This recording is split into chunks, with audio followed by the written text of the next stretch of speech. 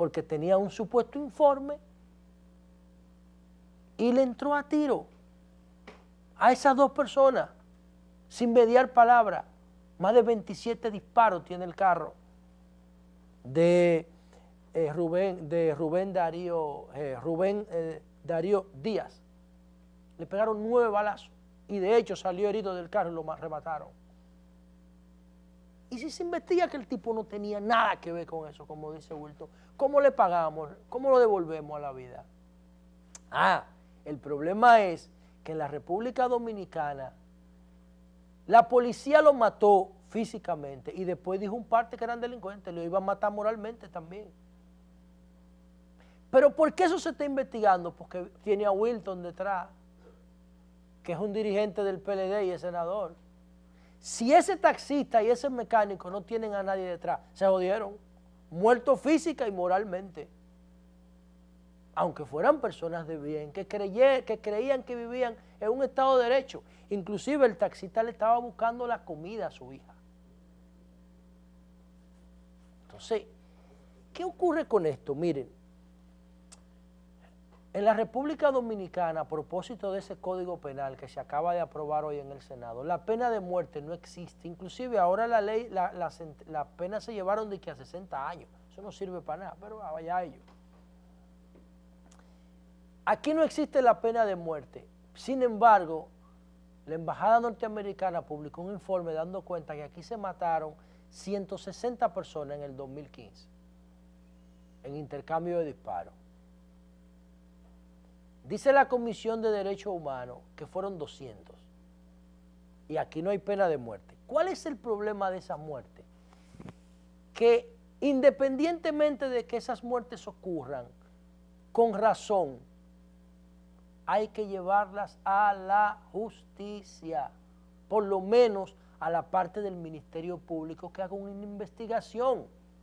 Lo que hacen con esos expedientes es que se mueren con la información oficial de la policía y ya, y se quedan ahí, y nadie lo investiga. Y eso es una irresponsabilidad del Ministerio Público y del gobierno y de la justicia. Porque puede ser que dentro de esos 160 dominicanos que mueren cada año a mano de la policía en intercambio de disparos, uno sea inocente, señores. Y ahí debe servir el marco del Estado de Derecho. En Cuba hay pena de muerte. En Cuba hay pena de muerte. La instituyeron en 1959, después de la Revolución Ganar. Antes había, y la abolieron y la volvieron a instituir en 1959. ¿Ustedes saben cuánto han muerto en Cuba en los últimos 26 años, en los últimos 16 años, del 2000 para acá? 3 personas. 3 en 16 años. Porque intentaron secuestrar una embarcación. 3 lo condenaron a pena de muerte y lo mataron. 3. Y en Cuba hay pena de muerte. En República Dominicana no hay pena de muerte. Y multipliquen entonces ustedes 160 por 15 años. Que es el promedio según la embajada. Según los derechos humanos son 200. Pues multipliquen 200 por 15 años, por 16, porque ya estamos en el 2016. Y nosotros no tenemos pena de muerte. Por eso yo digo que ese Código Penal, eso no sirve. Lamentablemente lo digo, eso no sirve. Eso que aprobaron ahí, eso no sirve. Nosotros tenemos que movernos a un sistema de pena eficiente. Ustedes quieren un espacio de corrupción en la República Dominicana completa, de corrupción redonda por todos los lados, vayan a una cárcel. Yo se lo decía a la dirección de prisiones que fue al Congreso la semana pasada, le decía, esos son espacios de corrupción. ¿Por qué? Porque tú tienes los presos vagueando ahí adentro sentados. Vagueando, hay 2 modelos, dije, un nuevo modelo y un viejo modelo. Ninguno de los 2 modelos sirven para nada. El nuevo es para países ricos y cuesta todo lo cuarto del mundo. Y el viejo es un espacio de corrupción completo, por todos los lados. Winston Rizic, alias El Gallero, en una audiencia dijo que él vendía la celda a 300,000 pesos a los que tenían cuarto. Y que él era asistente, siendo uno de los narcotraficantes más buscados de este país y más peligrosos. Él era el asistente del director de prisiones y él era el que decía quién entraba y quién no a la cárcel de Najayo. Él lo dijo. Lo dijo en una audiencia y eso no generó ni siquiera un boche. Entonces, tú vas a tener un paquete de presos sentados en su celda, maquinando. Ponlo a trabajar. Entonces, aquí existía la figura del trabajo público. Hasta 1984, el trabajo público dentro del sistema de penas, dentro del Código Penal, y Jorge Blanco lo eliminó en el 1984. Entonces eso hay que volver a discutirlo para que los presos trabajen. Aquí existía el trabajo y en 1984 se eliminó. Entonces los presos que son peligrosos están maquinando en la cárcel. Y yo le ponía el ejemplo de Rizik, que Rizik decía que él vendía celda en la cárcel a 300,000 pesos. En la cárcel hay banca de lotería, apuestas, de todo lo que hay en un barrio peligroso en la cárcel. No se hable de droga, no se hable de romo, no se hable de arma blanca, ahí hay de todo. Entonces estamos aprobando un código penal en el día de hoy que fortalece ese esquema en vez de cambiarlo. Entonces, el derecho penal está cada vez más invadido por práctica de derecho civil y por el sentido común. La cárcel debe ser solo para los que son un perfil de amenaza de agresión física para la sociedad. Solamente eso. Un tipo que viola a una niña no puede estar suelto, porque ustedes saben que tiene un perfil de violador y de agresión. Un tipo que ha matado 3 no puede estar suelto. Un tipo que le entró a apuñalar a la gente en una guagua del transporte público no puede estar suelto. Pero tampoco puede estar sentado en la cárcel 30 años, manteniéndolo uno de desayuno, comida y cena. Hay que ponerlo a trabajar en la calle, con seguridad, dentro de un perímetro. Le pone un chip para controlarlo y un grillete y a trabajar con un perímetro de seguridad, a limpiar alcantarillas, a cortar caña, a limpiar canales de riego, en las minas, a trabajar. Si tú no quieres trabajar, pues no come, porque la Biblia dice que hay que ganarse la comida con el sudor de su frente. Ah, no, este Código Penal lo que aumenta la pena puro y simple, sin ton ni son. Hay algo interesante ahí que dice que a los que vendan cosas robadas le van a poner prisión de 1 a 3 años, vayan a la venta en Villajuana o a Villa Consuelo. Y ni hablar del aborto, que dice el senador de mi partido por la provincia, María Trinidad Sánchez, que en la República Dominicana se pretende hacer una industria del aborto. No, no es eso. Es que si nosotros no planificamos la sociedad, nosotros no tenemos futuro. Porque cuando tú coges las estadísticas de crimen, en los sectores más pobres de la población se producen en los sectores más pobres de la población están las tasas más altas de natalidad. Y el aborto es la mayor expresión de la falta de planificación. Una sociedad planificada no necesita recurrir al aborto.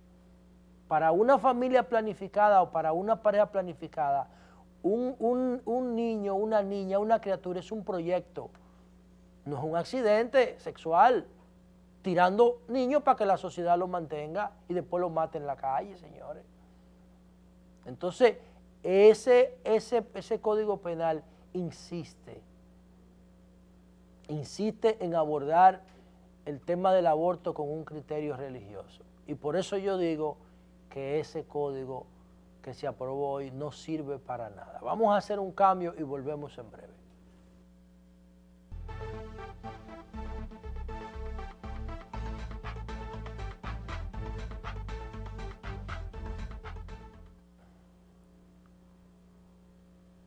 Cuando el Partido de la Liberación Dominicana llegó al poder, que ahora el PLD está cumpliendo 43 años de edad, está cumpliendo 43 años de edad, llegó al poder hace 20, llegó con 23 años de edad al poder. Cuando el PLD llegó al poder, prometió una revolución educativa. Esa revolución educativa incluía tasa cero de analfabetismo. El 10% de los dominicanos eran analfabetos en el 1996, yo creo que más. Ustedes saben que el Partido de la Liberación Dominicana era un centro de pensamiento, un centro intelectual. Yo me tuve que graduar de PLDista, yo no me inscribí, yo me gradué después de 2 años de estudio, de vicisitudes, de intento, de entrar, de salir, de intentarlo, de no poder. Yo me tuve que graduar de PLDista, estudiando unos folletos que don Juan escribía. Yo recuerdo que el primero de esos folletos se llamaba Organización y Disciplina 1. Oigan cómo se llama el primer folleto de Juan Bosch. Y Leonel y Danilo no entienden la importancia de volver a Bosch. Organización y Disciplina 1. ¿Qué es lo que le falta a este país hoy? Organización y disciplina, señores. Y después venía otro, Organización y Disciplina 2. Y después venía otro que se llamaba, creo que, los estatutos y el reglamento parlamentario. Por ahí era que andaba la cosa. Y después teníamos que estudiar historia, sociología, economía, política, una vaina maravillosa. Y entonces, el PLD era un partido de ideas. Y cuando el PLD llega al poder, con ese background, lo más normal es que el PLD quiera convertir a la sociedad dominicana en una sociedad también del conocimiento. Que Balaguer no iba a hacer nunca, porque Balaguer sabe, como cuasi dictador, que un pueblo culto es un pueblo que nadie lo domina. A un pueblo analfabeto tú le dabas chata y romo y todo el mundo brincando en la calle. Pero a mí tú me pones una bulla y me voy, porque la bulla no me permite pensar. Uno puede brincar una vez al año, pero no todos los días. Entonces, el PLD empezó con su revolución educativa. Señores, y al día de hoy nosotros todavía no hemos podido lograr esa vaina 20 años después. Entonces, esta semana estábamos en el programa de Sol de la Mañana y Eury Cabral, mi compañero de trabajo, Domingo Contreras se ha encargado ahora, ha sido encargado por el presidente del plan de alfabetización. Y Eury dice en el aire que va a dar el teléfono de Domingo Contreras, el celular, porque Domingo Contreras se va a ocupar personalmente de ir a buscar a las personas analfabetas. Oigan eso, señor. En el país entero, que si alguien conoce un analfabeto, que llame a Domingo Contreras al 1809 analfabeto, ok. Coño, pero vean acá, ¿cómo es posible eso? Y yo me quedé pensando en eso, y yo dije, Dios mío, ¿cómo es posible que el PLD, 20 años después de haber iniciado una lucha contra el analfabetismo, todavía ande buscando a los analfabetos y no sabe dónde están? 20 años después, con la interrupción de Hipólito. 20 años después, y no encuentran los analfabetos. Y yo quería hacer una reflexión en ese sentido, porque como PLDista eso a mí me hace sentir mal, porque el PLD está diseñado para tener éxito con ese tipo de reforma. Para eso fue que el PLD fue diseñado, para eso, para reivindicar la condición del dominicano, para elevar la calidad de vida espiritual, intelectual y económica de los dominicanos. Para eso fue que Juan Bosch creó al PLD. Para eso fue que Juan Bosch sacrificó su premio Nobel de literatura, que lo hubiese sido, como dijo García Márquez, para darle a la sociedad dominicana una herramienta como esa que ustedes ven en pantalla. Pero hay que usarla no solamente para ganar elecciones, sino también para dirigir la sociedad. Entonces, yo agarré unas cuantas herramientas de Bosch y de liderazgo responsable y dije, ¿cómo se resolvería el tema de los analfabetos? ¿Cómo identificarlos primero? Porque hay que identificarlo en 2 etapas. Porque una persona con saber leer y escribir no puede competir en la sociedad actual. Tiene que ser un alfabetizado también tecnológicamente, porque tiene que saber usar un correo electrónico y tiene que saber manejar por lo menos las redes sociales y algunas herramientas del paquete de Office, de Windows. porque si no, no puede competir en la sociedad ni mínimamente. Entonces hay que doble alfabetizarlo, lectoescritura y también una alfabetización mínima digital. ¿Y cómo hacer eso? Miren, en el 2014, en enero, nosotros le hicimos a la Junta Central Electoral la primera huelga virtual que yo creo que se ha hecho en esta región, porque en este país no había precedente. Y le hicimos una huelga virtual a la Junta, porque nosotros reclamábamos que la Junta Central Electoral hiciera una cédula inteligente, una tarjeta de ciudadanía, porque la cédula que nosotros tenemos ahora es bruta, no sirve para nada, no se diferencia en nada de la cédula vieja. Cambiamos la vieja por una bruta. Nadie con influencias en el gobierno ni en mi partido me hizo caso, pero sí muchos jóvenes, porque nosotros logramos movilizar más de 500.000 de personas en las redes sociales opinando en favor de una cédula inteligente, sin quemar una goma, sin tirar basura en la calle, sin interrumpir el tránsito. Le hicimos una huelga virtual a la Junta. La Junta respondió como con 20 campañas publicitarias y regando muchísimo cuarto entre periodistas para que atacaran a uno. Hasta dijeron que yo estaba recibiendo dinero, mírenlo ahí, mírenlo ahí. Ese era uno de los memes que nosotros hicimos hace casi 3 años, ya el mes que viene hará 3 años de esa campaña. No a la cédula bruta, mírenla ahí. Esa fue nuestra campaña. ¿Y por qué nosotros queríamos una cédula inteligente? Para eso hoy, una cédula inteligente que registrara toda la información pública de los seres humanos y de las empresas y de las instituciones desde que nacen hasta que mueren. Eso era lo que nosotros queríamos. Y si nosotros hubiésemos tenido cédula inteligente hoy, ¿cómo nosotros hubiésemos abordado el tema del analfabetismo? Bueno, simplemente dándole un clip al Data Center Nacional. Y dándole un clip al Data Center Nacional, nosotros íbamos a poder saber cuántos analfabetos hay y dónde viven y dónde están, no solamente dónde viven, dónde están cada momento del día. Porque una cédula inteligente se puede geolocalizar.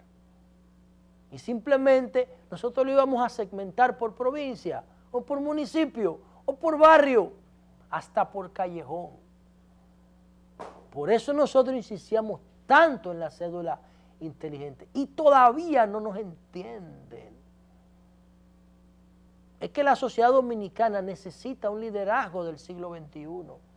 Es imposible gestionar esta sociedad tan compleja, tan pequeña pero tan compleja, con procesos análogos. Tenemos que movernos a procesos del siglo XXI, a corrientes de pensamiento del siglo XXI. Y es una vergüenza para la memoria de don Juan, en el 43 aniversario del Partido de la Liberación Dominicana, que nosotros todavía estemos buscando con una lupa y con la lámpara de Diógenes al mediodía los analfabetos porque no aparecen. Vamos a hacer un cambio y volvemos.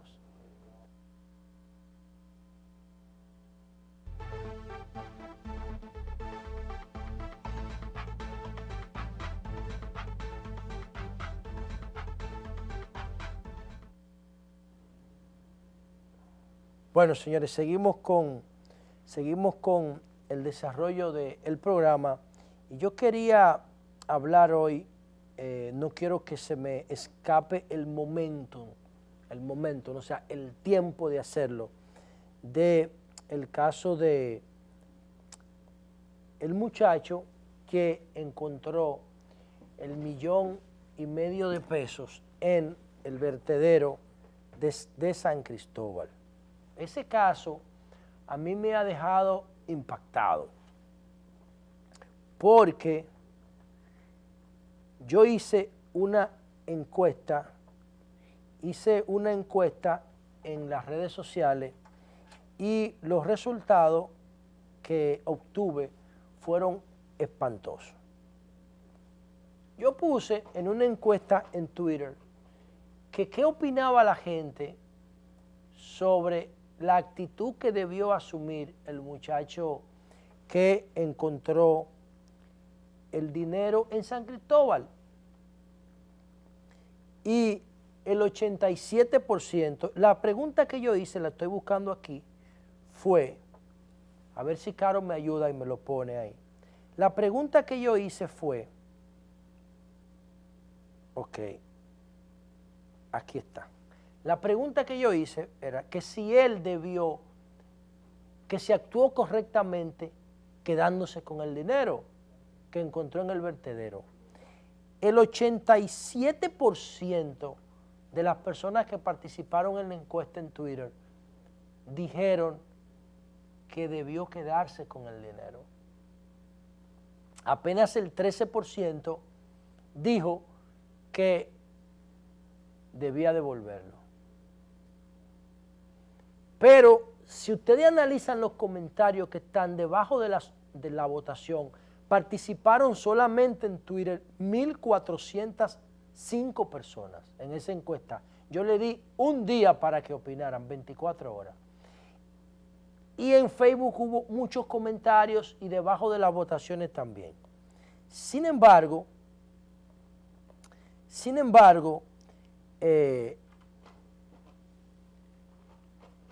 a mí me sorprendió no la actitud del muchacho, sino la respuesta de los que me siguen en las redes, porque yo tengo las redes de seguidores más críticos que puede haber en República Dominicana.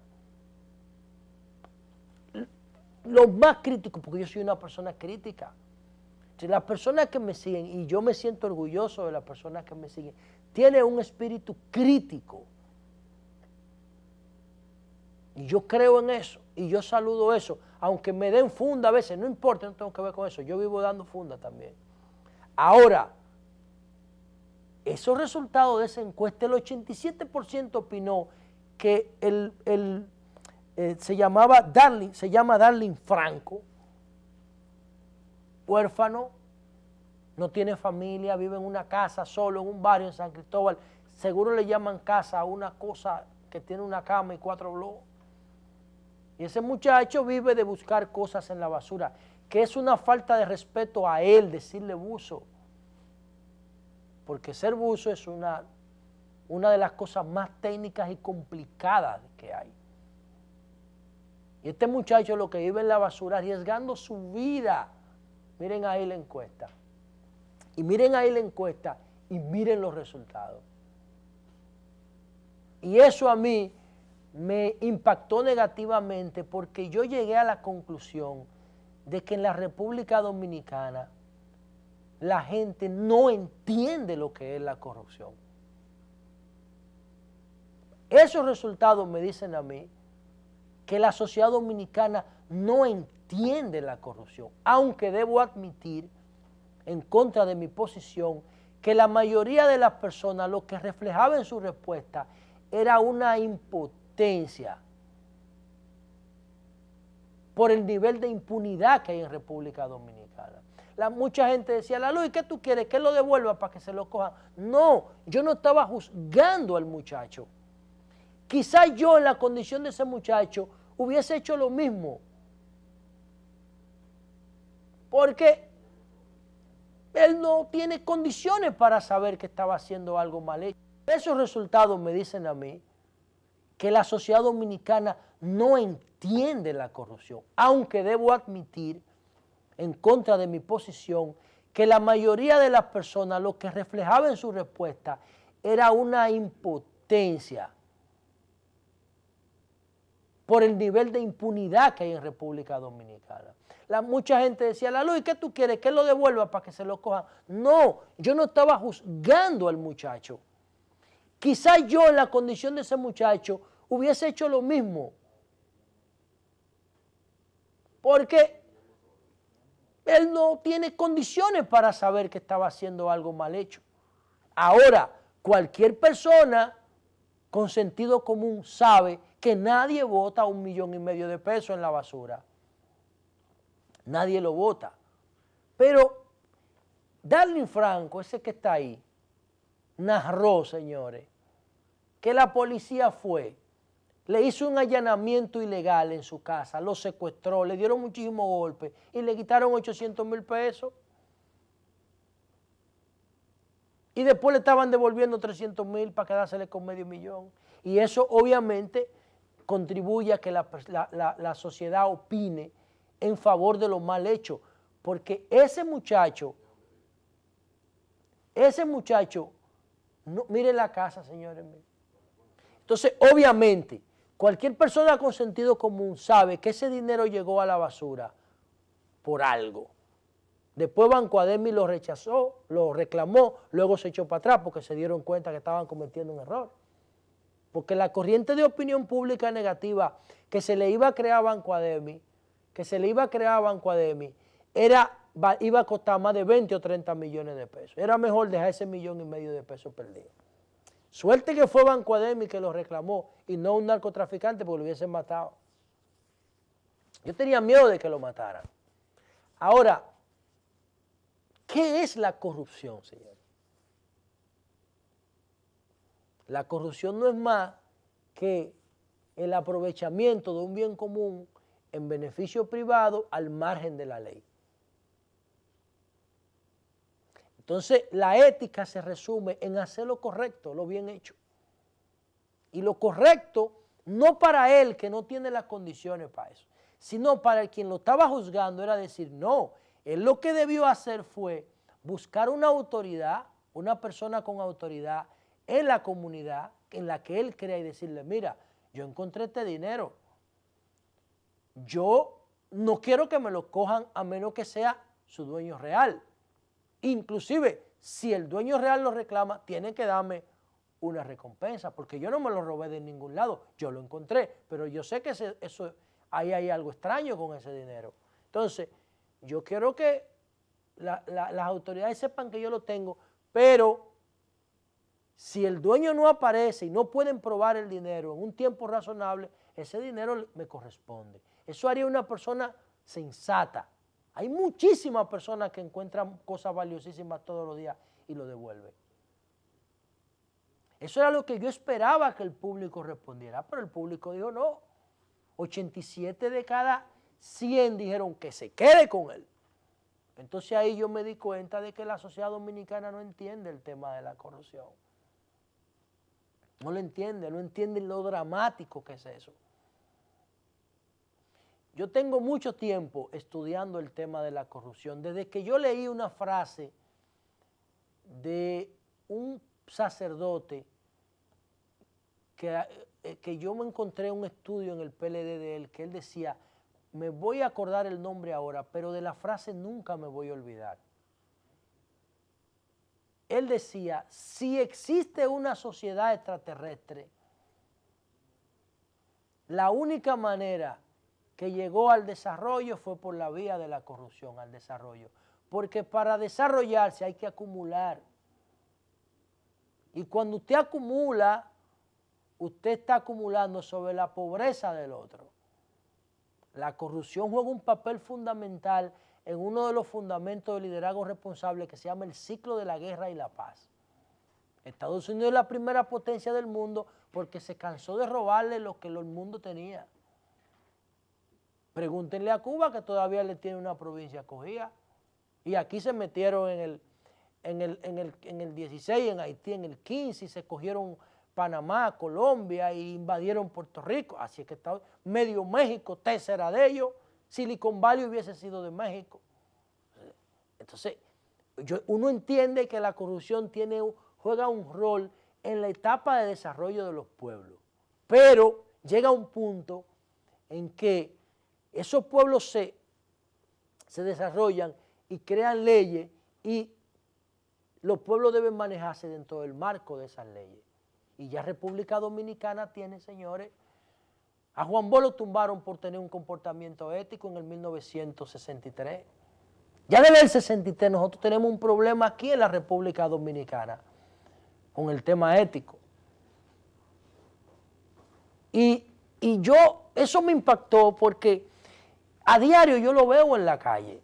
Aquí hubo un informe hace aproximadamente 2 meses, aquí no hay oposición en este país, que dio cuenta de que en salud pública había 10,000 personas que cobraban y no trabajaban. 10,000 personas. 10.000 personas en una sola institución que cobraban sin trabajar. Y yo pensé que eso iba a generar una corriente de opinión pública de varios meses en este país, un debate nacional. No, eso pasó a los 2 días. Eso no le importó a nadie, señores. Ya ni a la oposición. Normal. Hay gente que me dice a mí, Lalu, ayúdame a conseguir un empleo. Yo le digo, bueno, está bien, no hay problema, yo te puedo conseguir un empleo, pero mira, lo que hay es un empleo de, qué sé yo, no sé, qué tú puedes hacer, yo te puedo conseguir un empleo de 10,000 pesos. Y me dicen, ¿y yo tengo que ir? Así. ¿Y yo tengo que ir? Porque hay una cultura, se está construyendo una cultura de la corrupción, y eso es preocupante. La gente quiere el escándalo de la corrupción, saber quién es que está robando, pero no le interesa que la corrupción se elimine. Nosotros tenemos una propuesta que se llama revisión de patrimonio. Eso debe ser uno de los proyectos más revolucionarios que se conozca en este país en los últimos años. Porque nosotros decimos que todo el que tenga más de 6 millones de pesos tiene que explicar el origen de sus bienes, porque eso lo dice la Constitución de la República. Y la misma Constitución dice que el Estado no puede decomisar si no hay una sentencia definitiva. Entonces nosotros estamos creando, tenemos un proyecto para que a través de la figura del criterio de oportunidad, al que no pueda demostrar el origen de un bien, el Estado le invite a devolverlo, para que la sociedad recupere los valores robados, porque yo no hago nada con una persona presa, no me interesa, lo decía al principio del programa, pero yo quiero quitarle a todo el mundo lo que se ha robado, para que aquí sobre el dinero para invertir en el desarrollo. Y eso está ahí colgado en mi página, revisión de patrimonio, yo tuiteo todos los días sobre eso. A nadie le importa esa vaina, ninguna ONG, ningún director de medios, ningún organismo internacional me ha llamado para preguntarme qué es lo que tú quieres decir con revisión de patrimonio. ¿Qué es lo que tú quieres decir con eso? Y yo tengo una herramienta, señores, para que la sociedad dominicana recupere todos los valores que le han robado, en el sector público y en el sector privado. En los dos, la corrupción se está convirtiendo en un patrón cultural, entre los empresarios, entre los políticos y entre los militares. Y ese caso del buzo de San Cristóbal, la reacción de la gente me dice a mí que en la República Dominicana no tenemos una idea clara de lo que significa la corrupción. Y si usted no tiene una idea clara ni siquiera de lo que eso significa, ni de definir eso, mucho menos usted va a tener una idea clara de cómo enfrentar quizás el mayor problema que tiene la sociedad. Porque en el diagnóstico de seguridad perimetral que nosotros tenemos, la variable principal, la causa principal de la inseguridad en la República Dominicana es la corrupción. Y si ni siquiera sabemos definirla, entonces sencillamente nos jodimos como sociedad. Vamos a hacer otro cambio y volvemos en breve.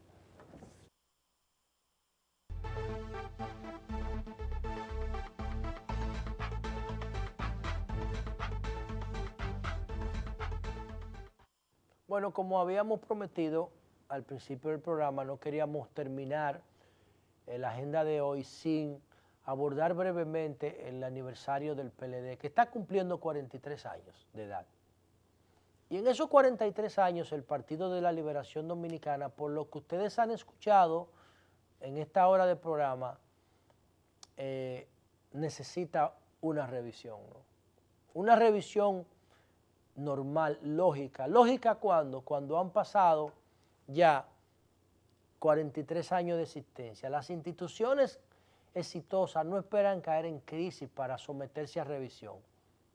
Apuestan a la innovación, al desarrollo, a la investigación. Entonces el PLD ha tenido 2 ciclos históricos.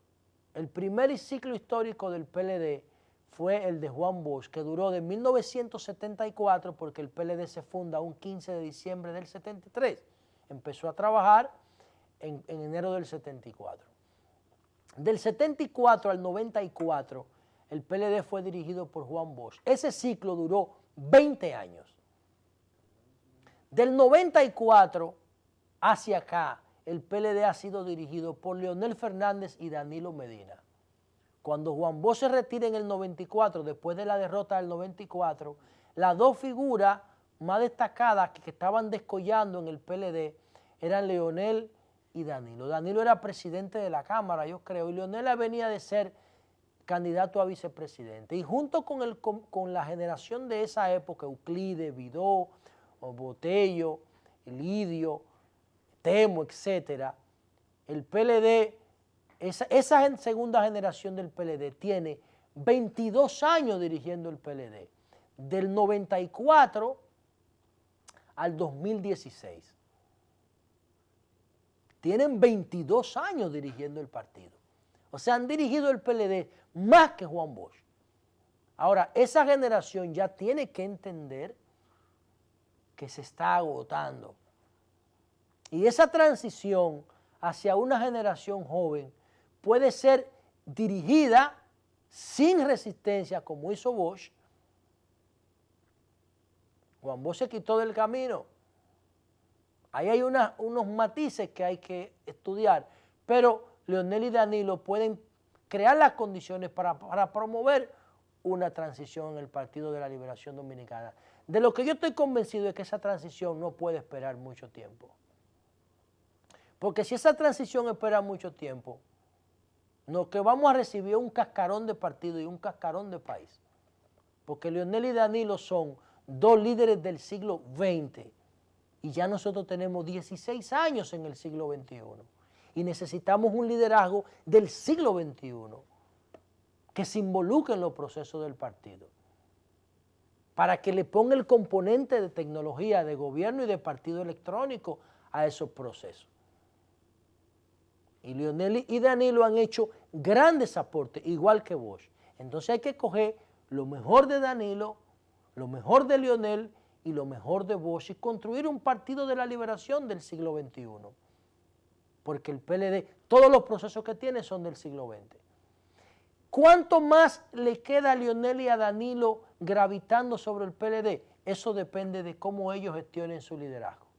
Si ellos se sientan en una mesa y se ponen de acuerdo, pueden extender eso 4 años más o 6 años más. Si se deciden por la confrontación, entonces en el PLD, que está cumpliendo 43 años, pudiera haber situaciones inmanejables que provoquen crisis estructurales. De lo que estamos seguros es que se necesita un liderazgo del siglo XXI en el partido y en el país. Nos vemos mañana, si Dios quiere.